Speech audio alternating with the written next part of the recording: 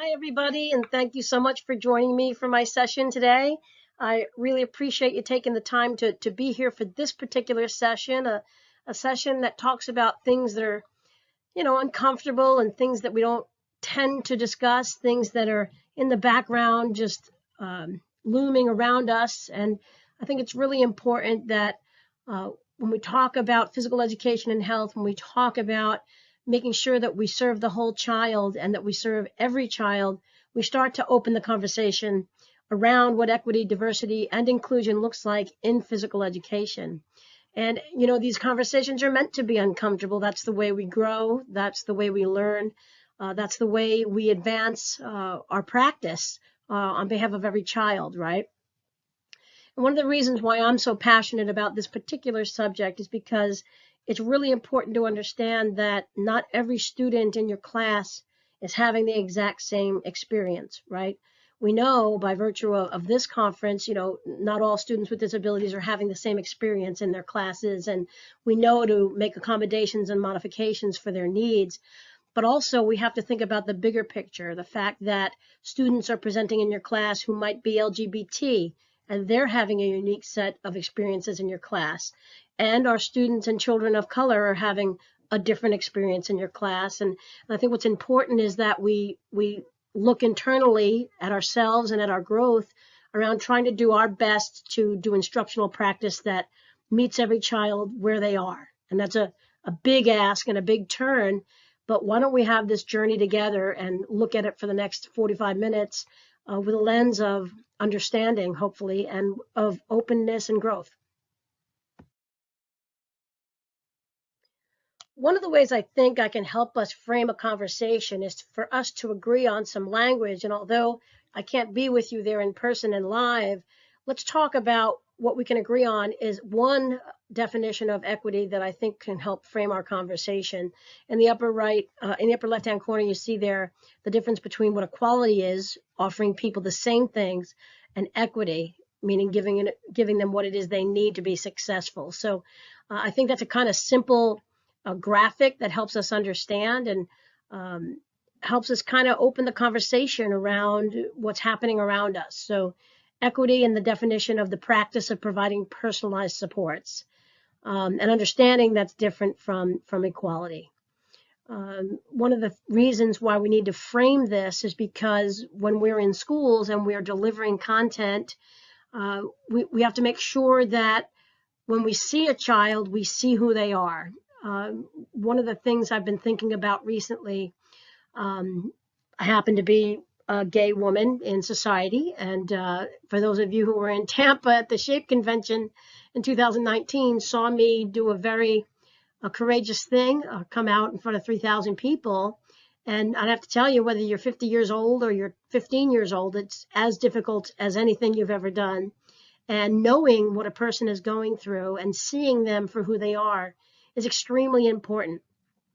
One of the things that I always heard when I was teaching high school in a very diverse population of Black students, white students, Latina students, I always heard people say, I'm a great teacher because I don't see race, I don't see color.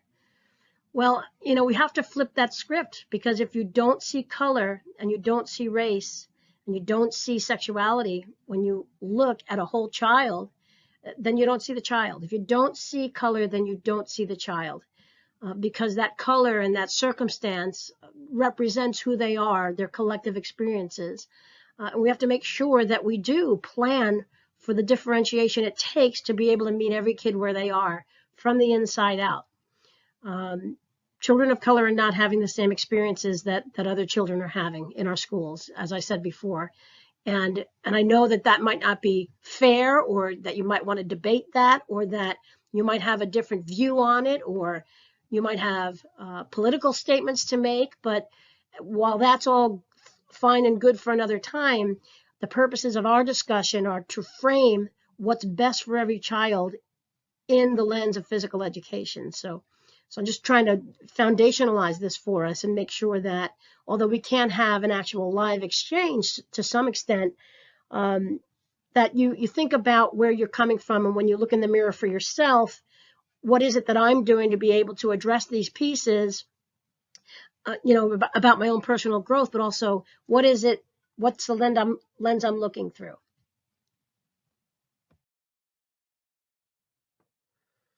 Let's look at the definition now for diversity. I'll never forget the day I interviewed for a job at Columbia High School in South Orange, Maplewood, New Jersey. I was a young 20-something, and the population was as diverse as you could be in a school at that time in the early 90s. And when you're that young, I mean, back then when you were that young, when someone said diversity to you, you were like, yeah, a bunch of different kids. Yeah, got this, right? And one of the deliberate questions that the principal asked was, so Judy, how do you think you'd be able to do in a place with such a diverse classroom with kids from diverse backgrounds? And at the time, from my own references and from my own experience, I just said, yeah, I love all kids. Yeah, I can do this. And, you don't really know what you're saying until you actually get in it. And you're in front of a group of kids, and you have to make sure that what you're planning for is every child, right? And for a long time in my high school teaching career in health and PE, I did not do it well. I didn't do it well because I planned lessons from my own frame of reference. And there was a lot of what we call implicit bias in the things that I was doing.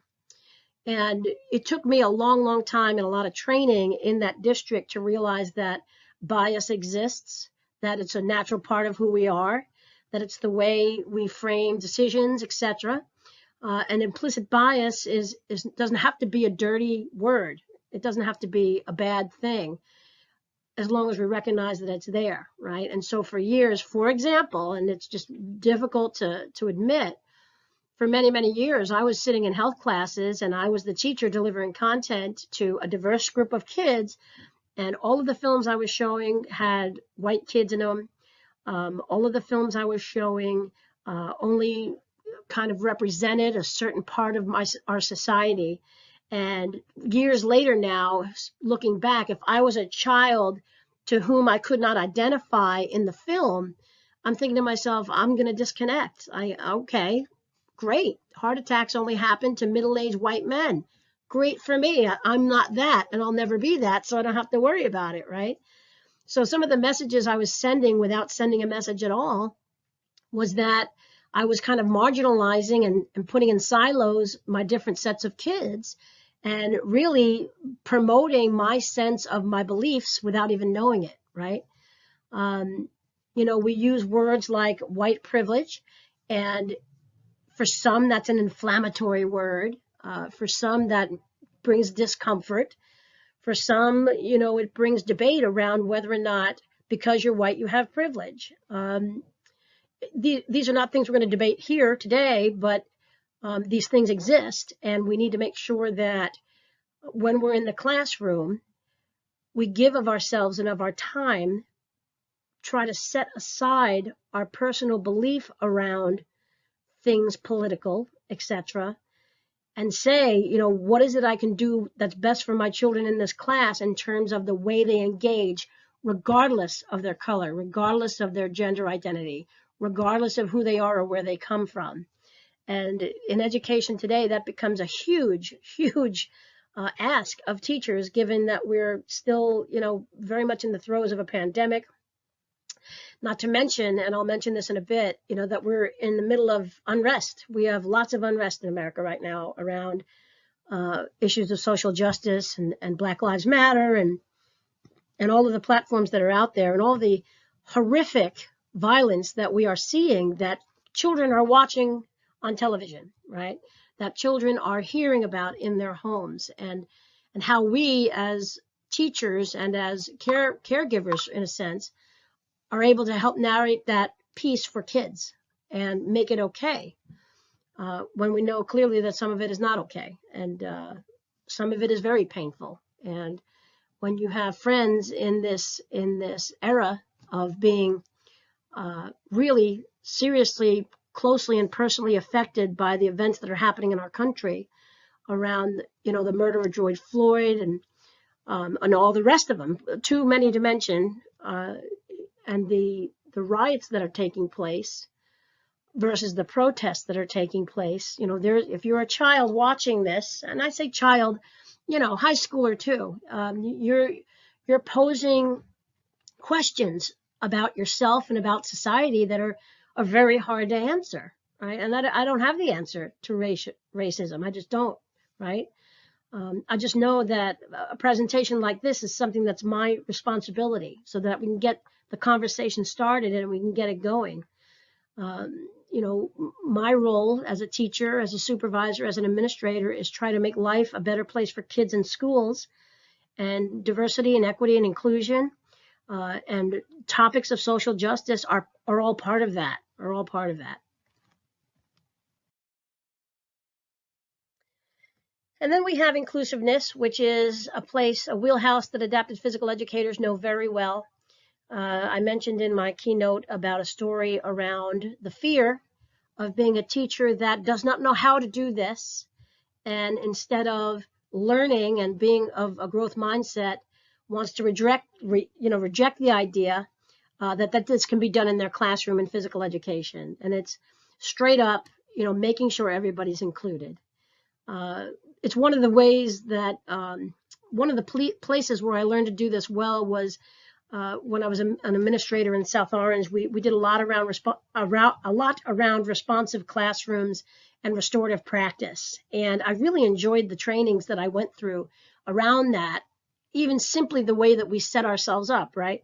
As you see here, there's a circle of people, and I tell you, it's very powerful to be in a circle of people and to offer the opportunity for people to have a voice and to speak, but also to be silent if they want to be silent, and giving them a choice about how they express themselves around topics and information and questions and skills that make them comfortable.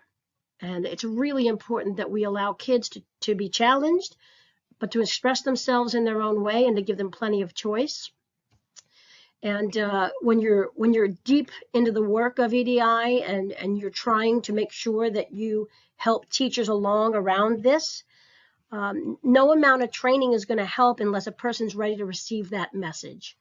And I've sat in many a restorative circle with my colleagues of color and have heard from them directly around how difficult life has been over the past 10 years, when they're realizing that there is an achievement gap, there is an inequity that exists, and the outright need to establish that when you walk down the hallway in a high school and there are level 4 AP classes going on and there's not a one non-white face in the classroom, and then you walk past a level 1 class and there's no white kids in the room, what are the reasons for that? When you go past the disciplinary office, the dean's office of a high school, and kids are waiting to see the dean of discipline, and it's all children of color, like, how could that be?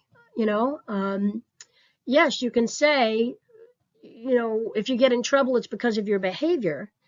But what if a child doesn't know how else to express themselves, and they're just looking for that one adult to be able to draw them in, include them, care about them, be interested in who they are, and see them for who they are from the inside out, right? Because every kid needs you. Every kid needs you regardless of race, disability, gender identity.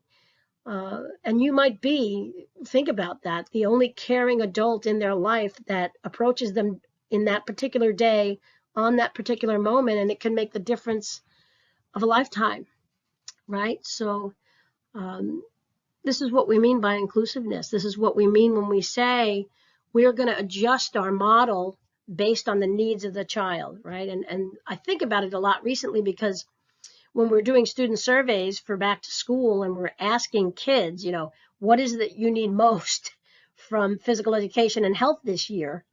Many schools are using that student survey out of the Shape America reentry considerations.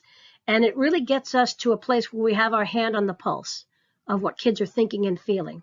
And that has to come to the forefront around our planning. A one-size-fits-all is never going to work. It never has worked. And it's a burden on the teacher to be able to become this chameleon of learning and this chameleon of instructional delivery around each individual student's needs. And, don't get me wrong, I don't want you to be a therapist, and I don't want you to single-handedly pick up the torch to solve everything social justice that there is to solve. It's bigger than us, and collectively we need to do our part. But I want you to be thinking of your classroom, your kids, your circumstances, and your ability to have the patience and care and responsibility and courage to be able to tap into your own growth around how we deliver the idea of equity, diversity, and inclusion. So, Judy, when are you going to get to the good part? Is there any good news? Can you give us some good news, Jude, about what this is all about? Because I'm feeling pretty down about the fact that all of these things are bearing down on us. Words like social justice, implicit bias, white privilege, you know, racism, LGBT, all of these words that are bearing down on us. Where's the good news, Jude? Well, the good news is the one piece you bring is you, your caring, your ability to provide opportunities for kids in this profession that we love so much. And physical education in particular offers a unique lens through which we can engage all children. And when you think about what it is we do and how we frame our lessons, we can bring students together in a setting that's about movement, and we know what movement does for stress, anxiety, depression, etc. We know the ability for activities to unify children around activity and around play based on a child's particular need. And then there's that whole piece around teamwork and building consensus and getting kids to think dynamically as a group and a team to achieve a goal, which are all major life skills that everyone will need.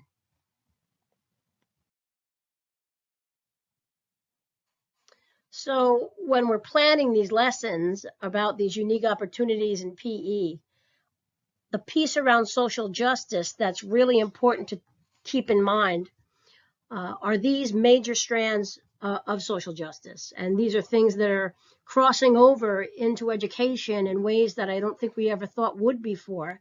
But when you look at this list and you think about what kids may be thinking and feeling, these things, some of them which are coming to the forefront and to the surface right now more than ever, are going to be things that you need to be faced with as we move through the fall semester and think about the information that kids are getting from a myriad of different influences, right? So all of these pieces are well documented, and as you go to plan, this might be on the minds of not only you but of your kids, and they might be really major pieces of curricula in your buildings that you might not think would have existed before.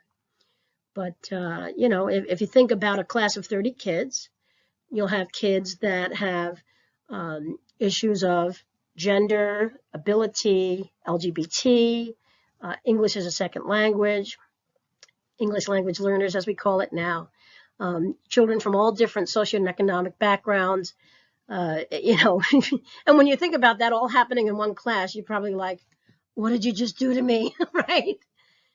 But it's easier than you think, right? So you're not planning objectives specifically and solely against these 8 strands of social justice.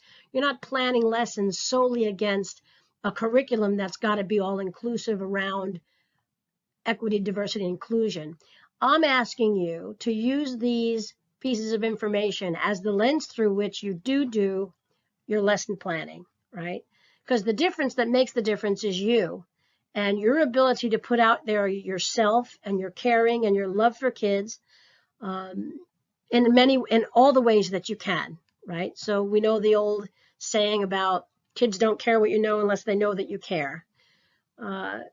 Treating kids with the utmost respect and care, it comes back to you tenfold. And that's why, for me, equity, diversity, and inclusion is so heavily connected to the work we're doing around social emotional learning. And so in Tampa, when I was there, I talked about how I believed physical education created an environment that fostered social emotional learning when it's done well, and that our life's work is around building up that part of a child's life regularly through movement and health and wellness. So it stands to reason then that as we tackle issues around equity, diversity, and inclusion, that we lead with the types of lessons in the social emotional learning world. And now could not have been a more appropriate time, as we seemingly have had an education system where the people outside of our profession have said, wow, it's really important right now that we take care of the health of every child, because they're really like stressed out, depressed, and anxious, regardless of where they're from, what color they are, what sexuality they are. They're all feeling different things around what's happening. And it's really important for us to really take care of the whole child. And all of us in health and PE are like, yes, finally, everybody gets it, right? Uh, and then you have the political pieces and the media pieces and watching people get sick from coronavirus. And then all of these inputs are coming in to a child's mind, and they're juggling a lot. And so whether we're talking about the experiences they're having at school because of their circumstances, or we're talking about, teaching them from the inside out, it's really up to you to lead with the types of lessons that let them know you care. So we know that that's all about the piece around social emotional learning. I'm sure many of you are familiar with the CASEL competencies for SEL. There's a great crosswalk document from Shape America that connects these competencies to the Shape America standards in physical education. And when you just look at this around and against what children are struggling with around equity and diversity, you begin to see that these are universal skills. These are universal competencies that have its underpinnings in many of the lessons we're already doing. So it really doesn't just become, today I'm going to teach kids how to do the overhand throw for power. I'm going to teach kids how to do the overhand throw for power with a lens around making sure that I'm checking in on kids about their confidence and their competence, about their readiness to go ahead and do these skills, about around their discomfort with being on display in front of other kids, all of those competencies. So when you look at this and you see how it's connected to wellness and connected to checking in with children about their comfort level, it makes complete sense that the two acronyms of EDI and SEL are pretty much married at this point in time, and probably already always have been and will always be connected.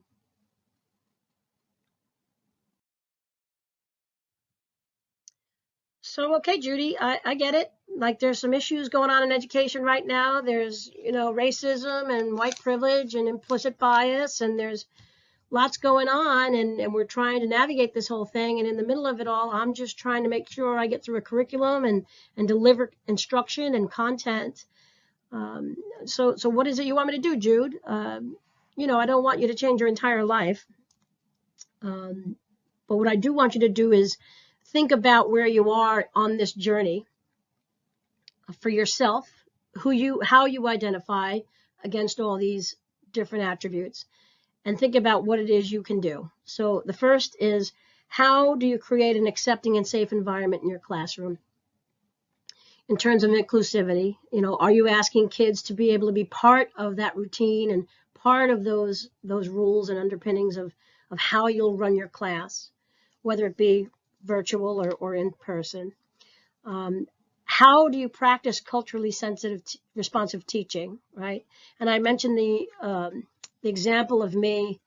Like, I have to tell you, I haven't told anybody this, but when I was teaching health at Columbia High School and I first started out, I thought my idea of teaching culturally responsive health was to pop in a tape and show reruns of the Oprah Winfrey Show. I kid you not. You know how brave I am for being able to say that? Something that I'm completely embarrassed by now. I'm going to engage my children of color by showing Oprah Winfrey shows. As embarrassed as I am about it now, it was the only way I knew how to escape being inadequate as a teacher that was white, right? And how to connect to kids in a way that I thought was appropriate. Now, yeah, I made my attempt, and the attempt was okay, but it was completely inadequate for what it is my kids needed, right? So just a dose of reality there about where I was in my 20s. I want us to think about and learn about and value the experiences of others, our fellow teachers, our admins, our communities, and our students. It's really important that we get our hand on the pulse of the vibe of our community, right? When teaching and supervising in South Orange Maplewood, I couldn't be more proud of the fact that we were a very diverse population that challenged each other around race constantly. It was a conversation that we had every single day, an agenda item that came up as administrators every time we met. And it wasn't contentious and it wasn't brutal and it wasn't meant to hurt anybody. It was meant for us to offer our collective understanding about what direction we should go on behalf of kids.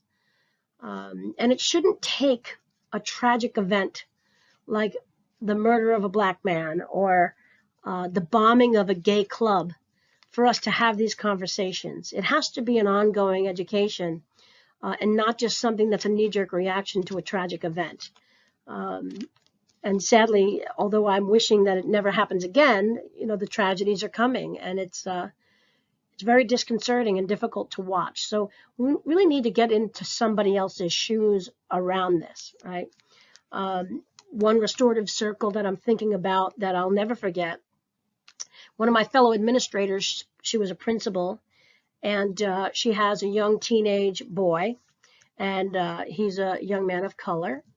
And she wept. She was crying in this restorative circle, talking about how she has to teach her son how to be stopped by the police, teach him what to say and how to act if he's ever stopped by the police. And I can tell you, I don't know that any of my family members who are all white, I don't think they've ever had to teach their white kids how to act when a cop pulls them over, right? There is a fear there around the way one will be treated, so that she had to reiterate for her son about, staying quiet and saying please and thank you and behaving respectfully, and just very, very sad. It was a very intense moment for the group to hear that she fears for her son, and it's very real. So how do we have more inclusive speech, and how do we act in more inclusive ways? We have to get educated, and we have to know what our growth is, our personal growth is around equity, diversity, and inclusion. And we have to be intentional around the ways we want to do that learning. It's sadly very odd that someone white is talking about issues of race and social justice. It's usually people of color who are saying, let me educate all the white people, right? This is my attempt to make sure that as a white person, I'm using my platform to bring these conversations to the surface. And I'm not going to lie to you, it took me a while to put this presentation together because it's very uncomfortable. You're afraid you're going to say something to offend people. You're very on edge about saying the right thing. But in the end, you find out, look, I'm just speaking from the heart, right? I'm not making a political statement. I'm not telling you what's right and wrong for yourself and for your school. But one thing's for sure, we have to act responsibly on behalf of every child. And that's one of the reasons why I wanted to do this session and why I've done a couple like this. It's just to bring the issues to the surface, to talk about them, to say, look, I'm giving you permission to have this conversation and it's okay. And yeah, this is a very delicate piece. And for those of you who have kids in your classes that you don't know how to reach and you don't know how to help, this is where our intentional opportunity to be around a growth mindset is most helpful.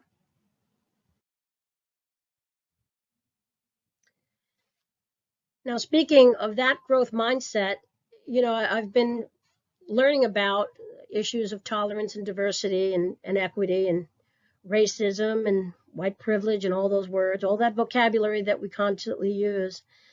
And I've been reading up, and over the past 10 years, I would say that two of my favorite books, one, White Fragility, and the other, Why Are All the Black Kids Sitting Together in the Cafeteria, are good places to start. there's lots of content out there now, and lots of ready-made lessons uh, that you can use in your classroom. I don't think that's the issue, being able to find resources. The issue is, the White Fragility book. We did a book study. I don't know, I was with a group of colleagues last year, and I got several pages into White Fragility, and it struck me so hard that I had to put the book down. Um, when we talk about white privilege and talk about um, discussing race in this country, when you're white, you can get a gamut of emotions, from offended to embarrassed to ashamed.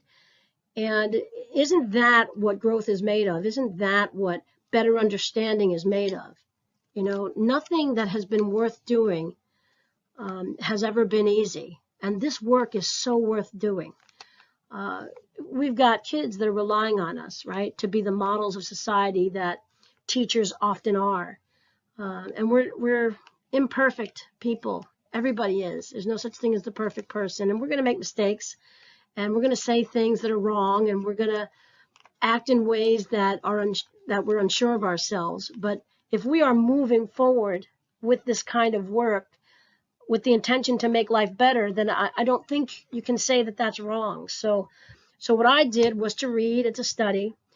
Opened conversations with people that challenged my thinking, and I've investigated my own bias, which is a very difficult thing to do.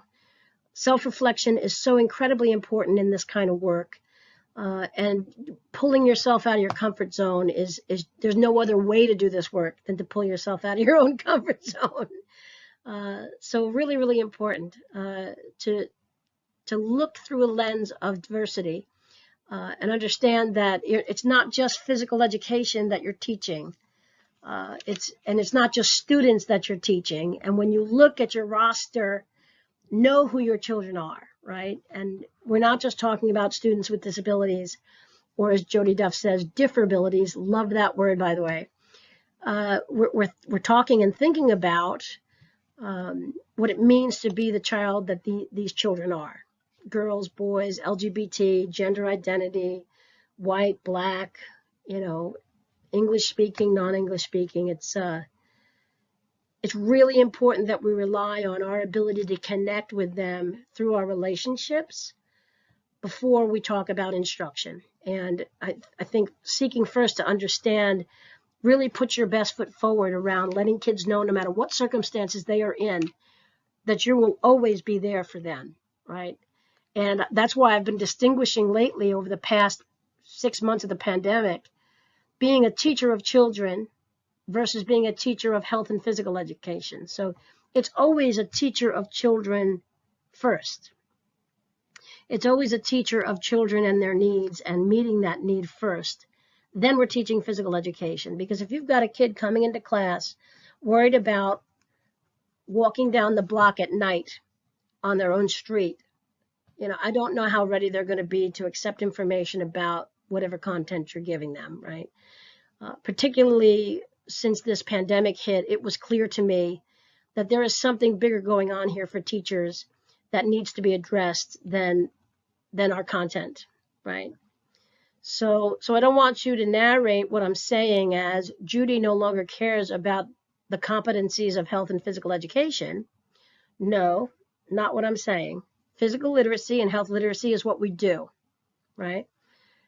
Equity, diversity, and inclusion, compassion, the building of relationships, the way to communicate, the selections of lessons, and the ability to have a teacher script around what you're saying. That's the how that's so very important. The what, we know. You're certified and you're a professional and you're the pro on student wellness in your schools. That's not what I'm talking about. That's the what. The other X factor you're bringing to teaching is the compassion piece, right? It's the ability to see children and really see who they are. And it brings me back to my opening statement around, we can't walk around schools saying we don't see color. You need to see color. You need to see all the colors, because if you don't see color, you don't see the child. If you don't see LGBT, then you don't see the child. there is so much going on inside of each one of them, and we need to remember to, again, think about teaching them from the inside out. Their willingness and readiness to be able to accept whatever you have to say starts with the building of those relationships.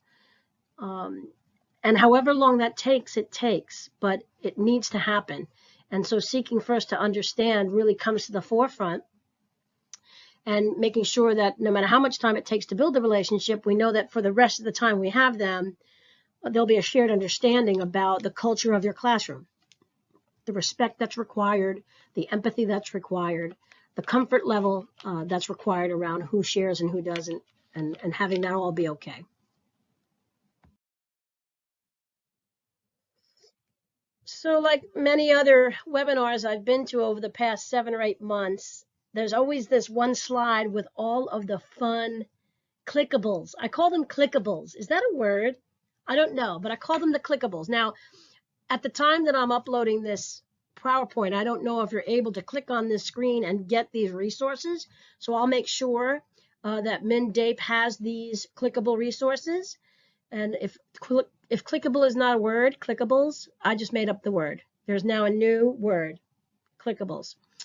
And these slides are just the most fun. Whenever I've been in webinars and been in chat boxes where people are adding clickables, I'm like, yes, add this to my folder. I love it. The bigger the toolbox gets, the better off we're going to be. And although I'm offering just a few clickables here, the ones that help you, great. The ones that you can't use and are just not a good fit, that's okay too. I don't think we hear that very often, but to the extent to which these help, then absolutely.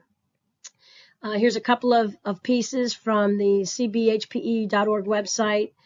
Thank you to the foamers, and a really cool rating scale that asks questions about your inclusivity tool in PE, and to raise awareness for the teacher around that. So I've included that. That's also under the cbhpe.org. And then there's been a really great piece from Jopard from Shape America that I would start with, called the AZ on social justice and physical education. Just a few of many places to start.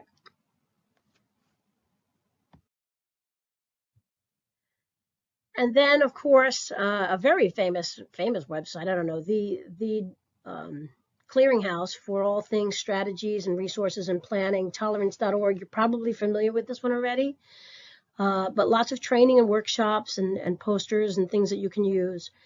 You know, getting into this work and just making the attempt is really important, because it shows kids that you value this kind of work. It shows them that you're making an effort to be able to seek to understand their struggles and their daily life in all of this. You know, I remember many times when I was at Columbia and issues would come. You know what? One big piece that comes up that reminds me of this work is that when I was teaching, I was a young teacher. Wow.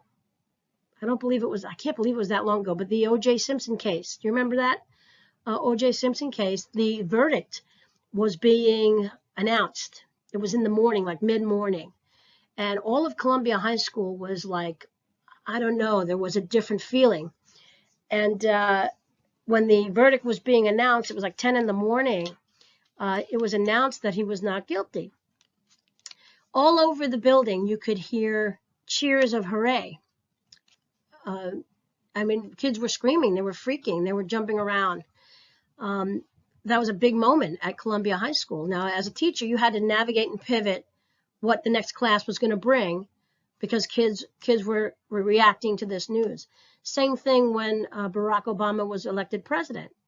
There was a lot of emotion around him becoming president. It was a big deal, right? And being able to adjust your instruction to be able to make sure that kids could express themselves around that. So there you go. And not that we're talking politics or, you know, talking things past, but just one of many examples of daily life that are real around making sure that we can teach in a responsive way. I can remember regularly that when I planned lessons, it didn't quite come out the way I thought it would.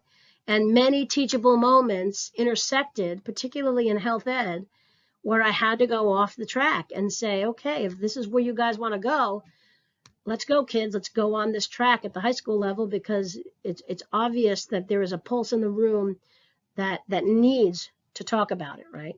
It's like when you go back to school this year, not talking about the COVID pandemic, which is right in front of them, and the fact that they've been in isolation for so long, like ignoring that completely has got to be irresponsible. I'm sorry, but kids have feelings about that, and we got to get to the heart of that. And as wellness instructors, and as certified professionals in this field, we have got to get to the thoughts, the feelings, and the beliefs of every child in order to help them embrace who they are, in order to help them be more confident about their beliefs, in order to help them raise the level of self-esteem when they look in the mirror and say, I am worthy, and I am loved, and I am worthy of love. We're part of that journey. We're part of that journey. So it's really, really critical that we look at these pieces around who we are as teachers, right? And that starts with our own self-work, right? That starts with our own self-work.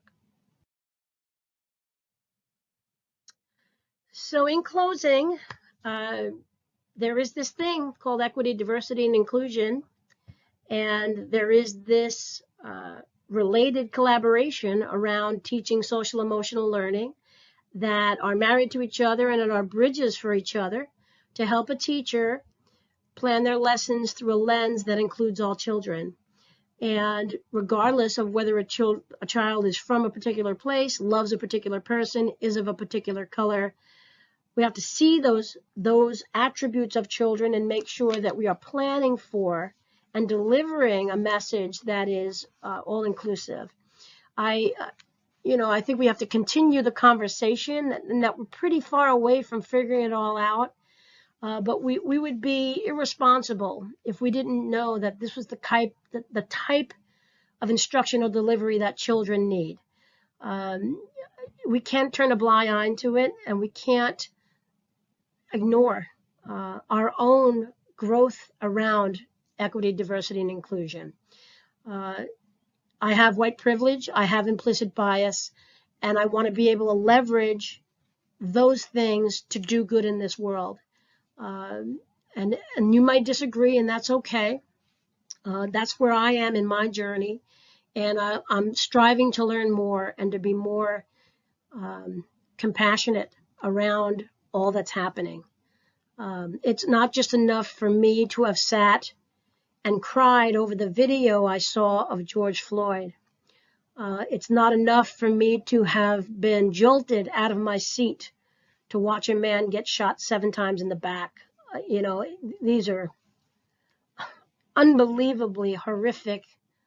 It's horrific. I'm speechless, right? No one deserves to be treated that way, right? And if we can produce and foster a culture in our classrooms by modeling the kind of inclusiveness and caring and humanity and empathy that we want to see in kids, then maybe we could get a little closer to where we want to be, right? So I do hope that this session was helpful to you. I hope the resources are helpful to you. I can't tell you how much I appreciate you coming today to this session. I know it's a tough session, tough for me too. I'm going to take a deep breath after I stop recording. And I just want to thank Min Dape for inviting me to this great conference and to this great workshop, and to all the leaders who have done the work to get us here. I wish for you a continued great school year. Thank you so much for loving every child unconditionally and meeting them where they are. I appreciate it a lot. There's my contact information if you want to follow me on Twitter, or please email me if you want to know more. Thank you so much, and be well.